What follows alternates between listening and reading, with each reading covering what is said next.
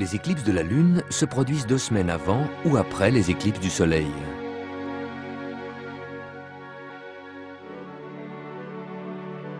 Après avoir éclipsé le Soleil, la Lune tourne autour de la Terre. 2 semaines plus tard, elle s'approche de l'ombre de la Terre et la traverse. L'ombre de la Terre se projette sur la pleine Lune et la transforme en croissant. Dans l'Antiquité, au cours d'une éclipse, Aristote remarqua la courbe que forme la zone d'ombre sur la Lune.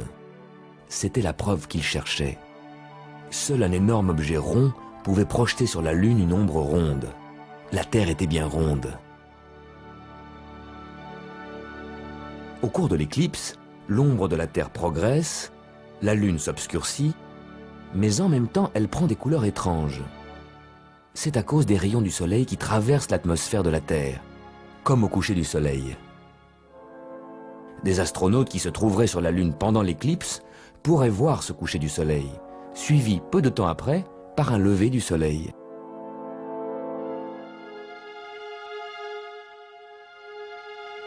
La prochaine pleine Lune ne traversera pas l'ombre de la Terre. La Lune passera un peu au-dessus. Il n'y a que 2 éclipses de Lune par an. La prochaine, dans 6 mois. Le 20 mars, c'était le début du printemps. Parfois, le printemps commence le 21 mars, et non pas le 20. Pourquoi ce retard? Le 20 mars à midi, la Terre est arrivée au point printemps. Mais comme sa rotation journalière n'est pas synchronisée avec son grand périple annuel, voilà ce qui se passera 1 an plus tard. Le 20 mars à midi, la Terre ne sera pas encore arrivée au point printemps. Il lui manquera 6 heures. La Terre arrivera au point printemps à 18 heures. Le printemps ne commencera officiellement que le soir à 18 heures.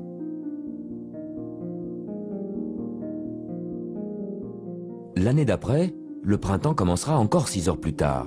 Ce sera à minuit, entre le 20 et le 21 mars. Et la 3e année, le printemps commencera encore 6 heures plus tard. Ça y est, cette fois on est passé au matin du 21 mars. Si on continuait comme ça, le début du printemps se décalerait de plus en plus. C'est l'année bissextile qui nous sauve. On ajoute le fameux 29 février. En ajoutant un jour à l'hiver, on évite que la Terre empiète d'1 jour sur le printemps. Tous les 4 ans, l'année qui précède l'année bissextile, le printemps commence le 21 mars, les autres années, c'est le 20 mars. C'est le début du printemps. Bientôt ce sera Pâques. Mais chaque année, la date de Pâques est différente. La tradition chrétienne a posé 3 conditions. Pâques se fête après le passage de la ligne de printemps, après la première pleine lune de printemps, toujours le dimanche. Ce sont les caprices du couple Terre-Lune qui déterminent la date de Pâques. D'ailleurs, les voici qui s'approchent de la ligne de printemps. La Terre passe la ligne, première condition. Mais la Lune n'est pas encore tout à fait pleine.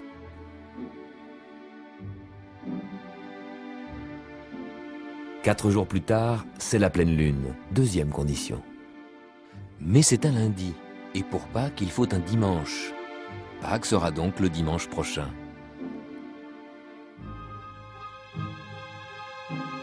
Une autre année, quand le couple Terre-Lune traverse la ligne de printemps, la Lune n'est que demi-lune.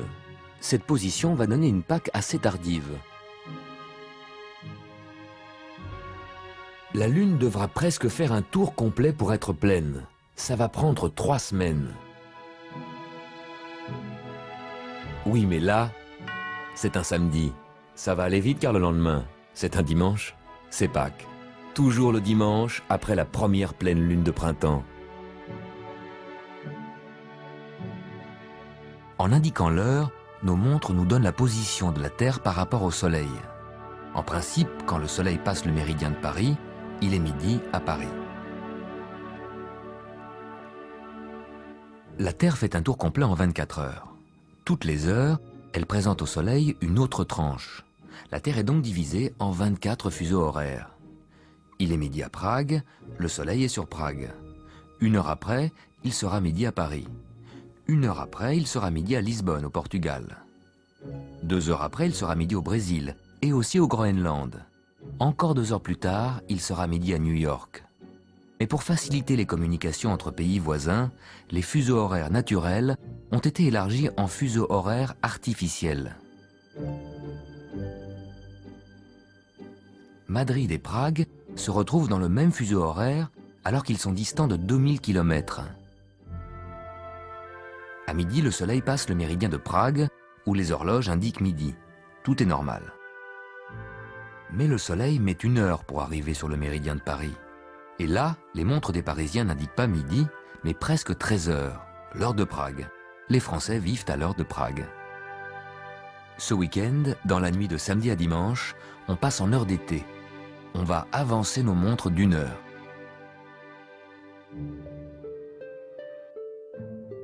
Le soleil se lèvera 1 heure plus tard. La Terre est divisée en 24 fuseaux horaires. En passant à l'heure d'été, nous nous glissons en quelque sorte dans le fuseau horaire de nos voisins à l'Est. Dans une grande partie de l'Europe, nous sommes déjà décalés d'1 heure, avant même de passer à l'heure d'été. Car pour faciliter les communications, on a remplacé l'heure locale réelle, qui correspond à la position du soleil, par une zone d'heure légale qui correspond à l'heure locale de Prague. À Madrid, Paris et Varsovie, les montres indiquent la même heure, alors que ces 3 villes sont situées dans 3 fuseaux horaires différents.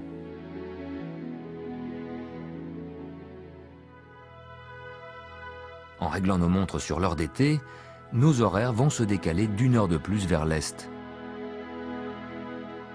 Les Anglais vivront à l'heure de Prague, les Parisiens à l'heure d'Istanbul. Le soleil passera le méridien d'Istanbul à midi pile, et quand le soleil arrivera sur Paris, il sera 14 heures, l'heure d'Istanbul. La Terre n'aura rien changé à sa rotation, tout ce qui change, c'est notre manière de gérer le temps.